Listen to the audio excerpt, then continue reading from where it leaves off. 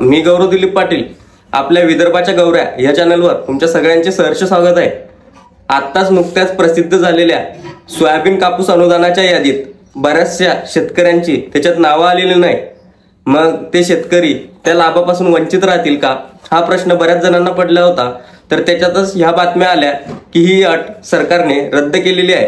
पण सखोल माहितीनुसार कृषी आयुक्ताला विचारल्यास कृषी आयुक्तांनी असे सांगितलेले आहे की हे सरासर खोटा आहे, कोणताही प्रस्ताव अजून सरकारने मांडलेला नाही। तर मग आता जे शेतकरी त्या लाभापासून वंचित राहिले त्यांचं काय?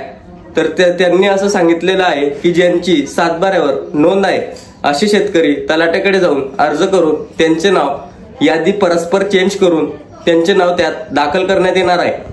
पण ई पीक पाहणी सरसकट होईल ही अट रद्द केली आहे। मग बऱ्याच जणांनी असे प्रश्न विचारले की ई पीक पाहणी इतकी गरजेची का? तर त्याच्याकडून शासनाचे असे उत्तर आले आहे की त्या ई पीक पाहणीमुळेच आपल्याला कळते की कोणत्या भागात सोयाबीन लावलेलं होतं आणि कुठे कापूस, आणि त्यामुळेच आपण ई पीक पाहणीची अट कंपल्सरी केलेली आहे। जे अनुदानाचं जे डिपार्टमेंट आहे ते कृषी विभागाकडे दिलेलं आहे आणि जे यादीचं आहे ते महसूल विभाग, आणि महसूल विभागाच्या काही तांत्रिक अडचणीमुळे ज्या शेतकऱ्यांच्या याद्या सातबाऱ्यावर नोंद होऊ नये यादीत नाव आलेलं नाही, आणि काहींची तर अशी बोंबाबोंब उडालेली आहे की कापूस यादीत नाव आहे तर सोयाबीन यादीत नाव नाही, सोयाबीन यादीत नाव आहे तर कापूस यादीत नाव आहे। पण माझं म्हणणं आहे शेतकऱ्याला ई पीक पाहणी ते तुमचं ऍप असो का महाडीबीटीचं हे असो, तुम्ही ते काय सांगताय? तुमचं जे ई पीक पाहणीचं ऍप आहे ते एक दोन दिवस झालंय अजूनही लोड होत घेत आहे, अजून शेतकरी ई पीक पाहणी करू शकत नाही। त्याचं सरकारला पहिले तुमच्या याच्यात यंत्रणा टेक्निकल गोष्टीत त्या सुधारणा करायला हवात। तसं म्हटलं तर शेतकऱ्याला काय कळणार हो ई पीक पाहणीत तुम्ही काय करायचं काय नाही। आणि आता सगळ्यांनी अशाच खोट्या बातम्या फैलवायला सुरुवात केलेली आहे। अनुदान मिळणार, सरसकट अनुदान मिळणार, पण तसला कोणताही जी आर अजून शासनाने काढलेला नाही। पण ज्या शेतकऱ्यांची यादीत नाव नाही त्यांनाही हे अनुदान मिळणार का हाही मोठा प्रश्न पडलेला आहे। आणि आत्ताच नुकत्याच MPSC ॲग्री याच्यासाठी विद्यार्थी पुण्याला आंदोलन सुद्धा करतायत। शासनाने आता हा तर निव्वळ हलगर्जीपणा झालेला असं म्हणावं। मला एक सांगा, सरकारला फक्त लाडकी बहीण योजना, तरुणी हे यांच्याच भरती पडलेलं आहे। शेतकऱ्यांची पोरं यांच्याबद्दल सरकारला थोडीसही दिलगिरी व्यक्त होत नाही किंवा हळवेपणा नाही। कारण जर तुम्हाला सांगायचं झालं तर ॲग्री MPSCच्या जागा ज्या याच्यात त्यांनी 258 जागा ज्या मान्य केल्या होत्या त्या अजूनही त्याच्यात ऍड केलेल्या नाही। 25 तारखेला पेपर आहे, मुख्यमंत्री एकनाथ शिंदे रोज भेटतात, 2 खोट्या आश्वासनं देतात, धनंजय मुंडे 16 तारखेला ट्विट करतात, आमदार ट्विट करतात। अरे कसे लोकप्रतिनिधी आहेत?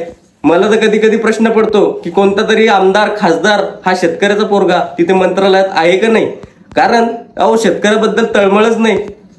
शेतकरी आणि शेतकऱ्यांच्या मुलांचं सरकारला काही घेणं देणं नाही हे तरी आता थोडक्यात दिसत आहे।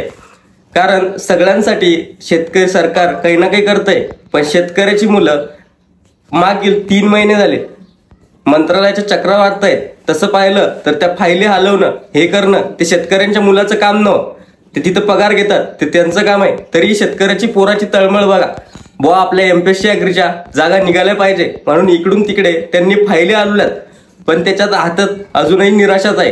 काल रात्री तिथे MPSC ॲग्रीची मुलं आपली पुण्याला उपोषणाला बसली, पण सरकारला त्याचं काही घेणं नाही। सरकार दरवेळेस खोट्या आश्वासनं देत आहेत। ॲग्रिकल्चर पुढे मुलांनी करावं का नाही हाही खूप मोठा प्रश्न आहे। पहिली गोष्ट तर BSc ॲग्री करून तशा तुम्हाला नोकऱ्या नाहीत, आणि ज्या कॉम्पिटिटिव्ह एक्झाम आहेत त्याच्यात सरकार जागा काढत नाहीत, आणि जागा काढल्या तरी त्याच्यात पोस्टिंग होत नाही, पोस्टिंग झाली तरी मग त्याच्यात रिक्रुटमेंट येते, रिक्रुटमेंट झाले की प्रोटेस्ट येतात, अशा बऱ्याचशा गोष्टी येतात। नेहमी दरवेळेस शेतकऱ्याच्याच पोराची हाल का?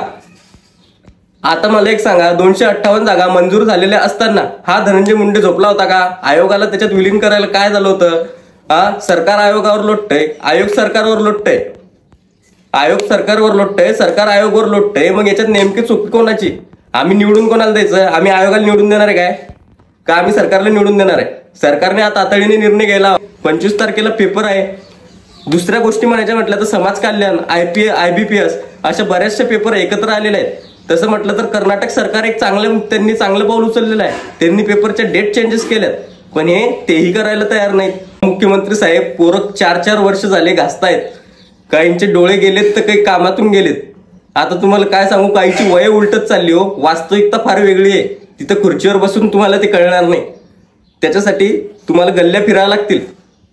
वास्तविकता वेगळी आहे. कधी कधी मला तर हा प्रश्न पडतो की हे एवढं जे मोठं मंत्रिमंडळ आहे याच्यात कोणता शेतकऱ्याचा पोरगा आहे का नाही आमदार खासदार. कारण कोणालाच शेतकऱ्याप्रती तळमळ नाही. हे सगळे मोठ्या मोठ्या बापाचीच वर जाऊन बसलीत काय, कधी कधी हा प्रश्न पडतो. मायबाप एवढंच सांगतो, MPSC ॲग्रीच्या ज्या 258 जागा आहेत ते तुमचं सरकार जर पुन्हा आणायचं असेल तर त्या आम्हाला द्या. जर आजचा व्हिडिओ आवडला असेल तर चॅनलला नक्कीच लाईक करा, सबस्क्राईब करा. जय हिंद, जय महाराष्ट्र.